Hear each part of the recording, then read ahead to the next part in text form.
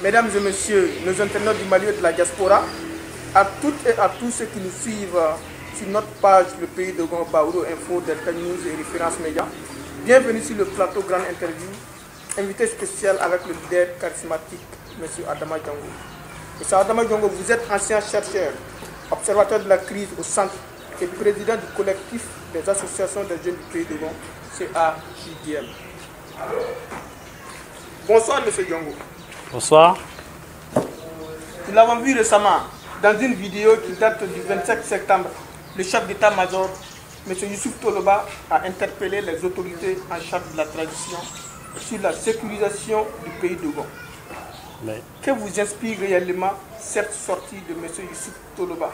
Surtout qu'on a vu qu'il a lancé un ultimatum de 15 jours aux 10 États, disons aux dites autorités chargées de la transition.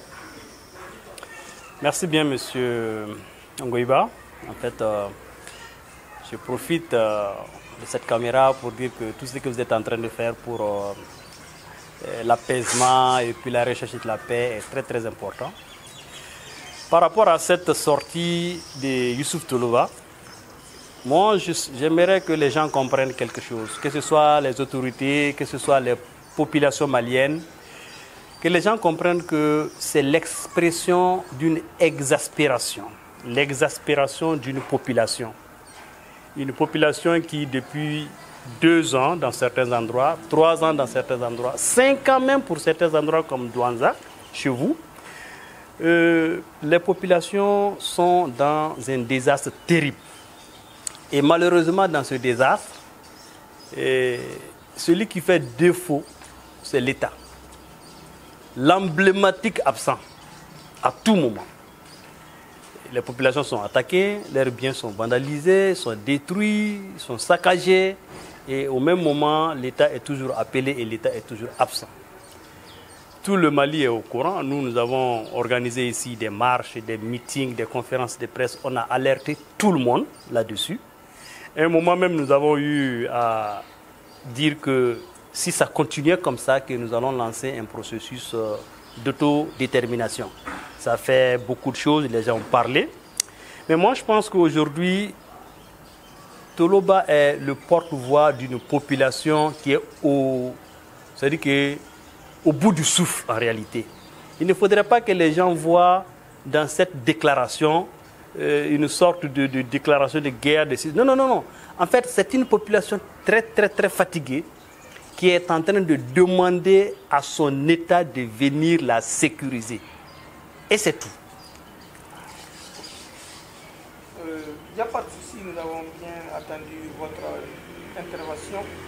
Mais nous avons également vu les autorités en charge ont nommé un Premier ministre en la personne de M. Mokhtar Ouane. M. Mokhtar Ouane est un fils du Pays de Gon. Vous pensez qu'avec sa nomination, cela pourrait être un facteur de paix et de cohésion sociale entre les populations du centre? Ok, merci bien. C'est vrai, Mokhtar Ouane, il est ressortissant du Pays de Gon.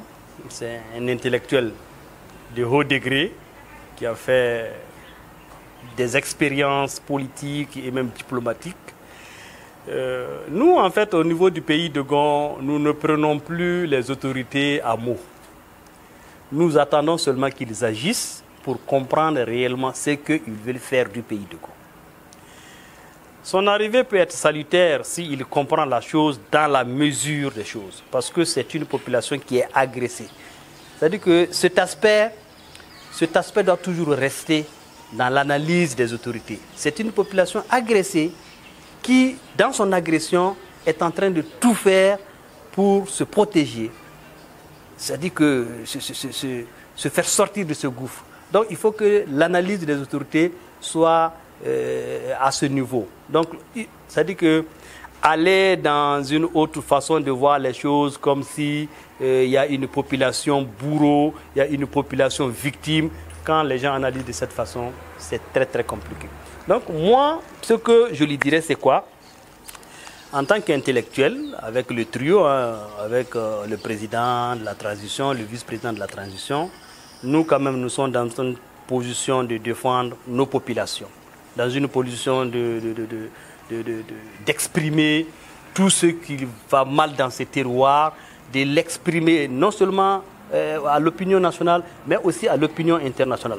Maintenant, les autorités qui sont en place, si elles ont des stratégies, des façons de faire qui peuvent apaiser le pays de Gond, qui peuvent faire sortir le pays de Gond dans ce problème-là, en tant que jeunes ressortissants de la zone, on va les aider, on va leur offrir tous nos efforts pour pouvoir les accompagner. Mais si nous voyons que l'action qu'ils posent sont des actions qui ne vont pas amener l'apaisement, si c'est des actions qui vont continuer à animer, c'est-à-dire que le côté négatif de la situation sécuritaire, comme on l'a vu avec les autres autorités passées, en tout cas, nous sommes là, au rempart, on sera toujours là pour combattre ça en réalité. On va faire nos marches, on va sortir, on va faire nos meetings, ainsi de suite. En tout cas, la balle est dans leur camp, ils sont nouvellement là, ils se sont installés, ils n'ont qu'à tout faire pour ramener la paix et la sécurité dans le pays de Gond. Nous, nous ne pensons qu'à ça. Aller dans nos champs cultivés, pète nos animaux, allons dans nos foires, point. On ne demande pas autre chose. Mais si nous sommes incapables de faire tout ça parce qu'il y a quelqu'un qui nous empêche, bon, les gens ne vont pas se laisser quand même canarder gratuitement. Voilà un peu la donne.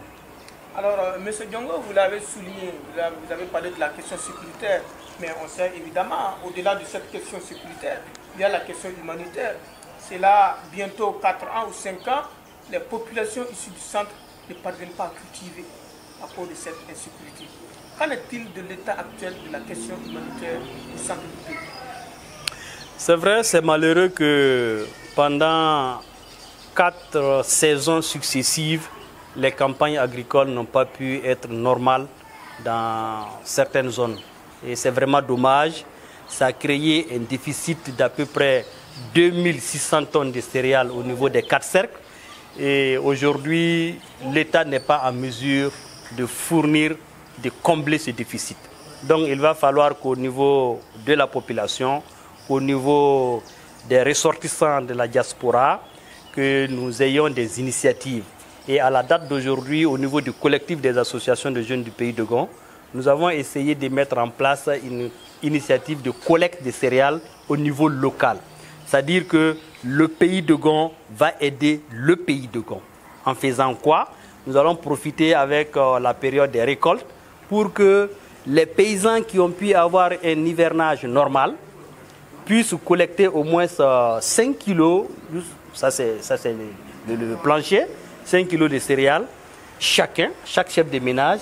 Et nous croyons qu'à l'échelle de tout le pays de Gond, ça peut faire assez de tonnes pour pouvoir subvenir aux besoins de ces personnes déplacées, les familles d'accueil, ceux qui n'ont pas pu se déplacer, qui sont sur place mais qui n'ont pas pu aussi cultiver. Donc pendant 12 mois, c'est-à-dire jusqu'à l'hivernage prochain. Donc c'est en quelque sorte la situation humanitaire est imbriquée dans la situation sécuritaire. Si tout de suite les autorités prennent toutes leurs responsabilités pendant ce mois-ci, tout de suite, parce que dans quelques semaines, nous irons voir la moisson, si les populations sont sécurisées et qu'elles arrivent à faire bien leur récolte, ça va compenser beaucoup le déficit céréalier. Mais si l'État n'arrive pas à le faire, comme Toloba le dit, bon, ça va amener les gens à voir ailleurs. Et moi, je n'aimerais pas vraiment que nous tombions dans une logique pareille. Au cours de votre intervention, vous avez interpellé encore une fois, l'État pour la sécurisation des personnes et de leurs biens. Alors, est-ce que vous avez un dernier mot à l'encontre de cet État et de la population en question? Bon, moi, ce que je vais dire aux nouvelles autorités qui sont là sur place, c'est que depuis quelque temps, nous sommes en train d'entendre qu'il y a une sorte de paix au pays de Gond, mais ce n'est pas une réelle paix en réalité. Et moi, je peux dire que c'est de l'allégeance, quoi. C'est-à-dire les paysans qui sont à bout du souffle, qui ne savent plus à quel type de saint se vouer, se sont vus accepter les conditions que les djihadistes, les terroristes leur imposent pour pouvoir cultiver. Voilà. Donc, ça fait de sorte que petit à petit, il y a un djihadisme rampant, un terrorisme rampant qui est en train d'endoctriner bon nombre de personnes dans la zone. Il faut que l'État soit dans cette logique de comprendre que ce n'est pas cette vraie paix que nous voulons. Et moi, je dis que dans cette affaire, c'est l'État qui est le premier perdant. Parce que une des forces de l'armée, c'est de pouvoir collecter les renseignements et mener des actions. Mais dès que les populations font déjà allégeance à un groupe terroriste, c'est fini. Quelle population va encore renseigner l'État sur ce qui se passe sur le terrain? Et c'est pour cela que je les appelle toujours à faire en sorte que les populations ne puissent pas tomber dans des pièges comme ça. Et c'est ce que Toloba a rappelé dans sa vidéo, que la paix en réalité, ce n'est pas une paix, c'est seulement, c'est-à-dire que les assaillants ont changé de façon de combattre. Cette fois-ci, ils veulent combattre les gens de façon psychologique et puis les mettre à terre et pouvoir élargir un peu ce qu'ils veulent faire. Donc, le dernier mot pour les autorités, c'est de faire tout ce qui est dans leur possible, de rejoindre le pays de Gom, de reprendre des choses en main. Il y a des hommes aguerris là-bas, comme des chasseurs, qui peuvent leur servir vraiment d'appui nécessaire pour la reconquête de tout l'espace. Et moi, je pense que s'ils opèrent comme ça, ils pourront faire grand chose. Autrement dit, ça va être difficile pour eux de s'en sortir. Alors, nous espérons que votre message sera très bien entendu. Vous l'avez souligné en dernier lieu, que cette paix qui se passe aujourd'hui au pays de Gom n'est pas en réalité une paix durable. Donc c'est une stratégie de guerre. En voulant, ils sont en train d'offrir la paix, ils sont en train de réclamer la victoire sous prétexte d'offrir la paix. Et nous espérons que l'État puisse attendre ce message et qu'il réagisse le plus vite possible. Merci, chers internautes. Voilà, nous sommes à la fin de ce plateau grande interview, invité spécial avec M. Adama Diongo. Je rappelle que M. Adama Diongo est chercheur, ancien chercheur et président du collectif des associations des jeunes du pays de Gom. Qui regroupe 42 associations à la date d'aujourd'hui. Merci bien. Merci.